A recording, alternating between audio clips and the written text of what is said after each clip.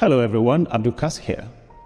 Now in psychology, there's something they call intrinsic and extrinsic motivation or reinforcement. Now the intrinsic reinforcement will be the kind of reward that you get when you do anything. Let's say you learn how to play the piano and you find it fulfilling. All right? Now, extrinsic kind of reward will be when you play the piano and you are rewarded for it, or you go for a function and you play the piano and they pay you for playing the piano. So the first type is the joy that you derive, the motivation, the happiness when you do something. The second one is the joy you derive when you do something and you're actually rewarded for it. Now, in life, we are somehow conditioned to the extrinsic type of reward because of survival. So when you want to become good at something, there's always this mindset of wanting to get rewarded for it.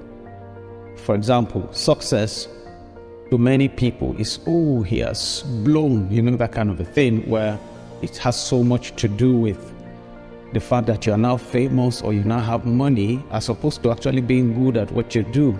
Because actually the real success should be that you are good at what you do. So let's say you learn to play the piano. Success, intrinsic success, will be that you are actually good at playing it and you enjoy playing it.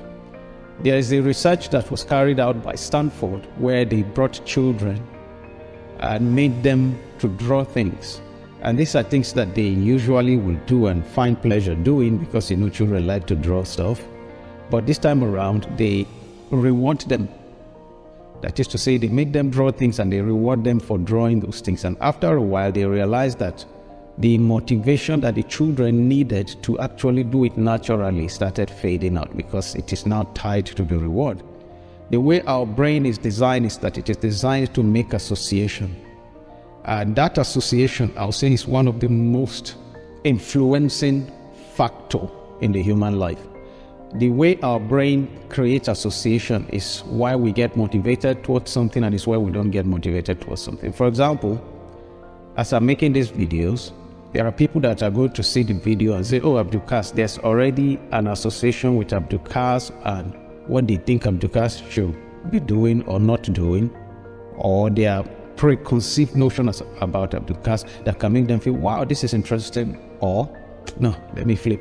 It's about how the brain has created an association with that particular thing.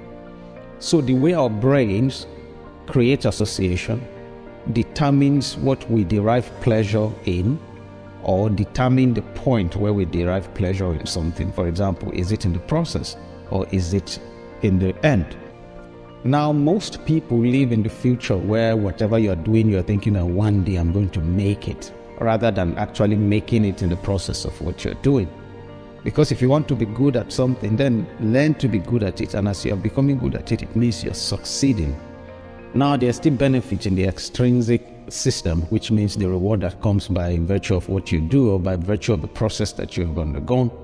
But still, life is not about just the end. Life is actually about the process. So if you can enjoy the process of doing something because you love it, then the reward that you get doing that thing because you love it is truer, in my view. Actually, it's truer because we love to do things because we love those things. Oh, I want to become a good musician because I want to be successful or because I want to do something. So the music becomes the tool for what you want. You may not really find happiness, in my view. Most people who use things as utilities towards getting something else later don't become fulfilled even when they get those things, because you get it, it's like, okay, that's it. And then you want to either get something else and all of that.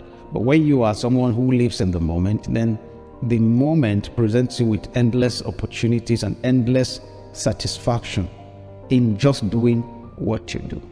I'm doing videos and I love doing the videos. I love sharing insights.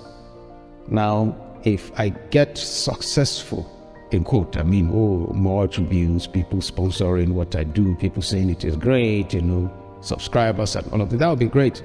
If that doesn't come, it doesn't stop the fact that I love doing what I'm doing, because it gives me fulfillment. I like to think of more creative ways to do it. What should I say next and all of that. So I find fulfillment in doing this. If I shift the fulfillment that until something happens, then I'll never be fulfilled doing what I'm doing. And if I'm not fulfilled doing what I'm doing it too, it's going to affect the quality of how I do them. It is going to, in a way, corrupt the essence of what I need to drive. Because the moment you make the reward external, then you start to shape the process because it is targeted towards the reward.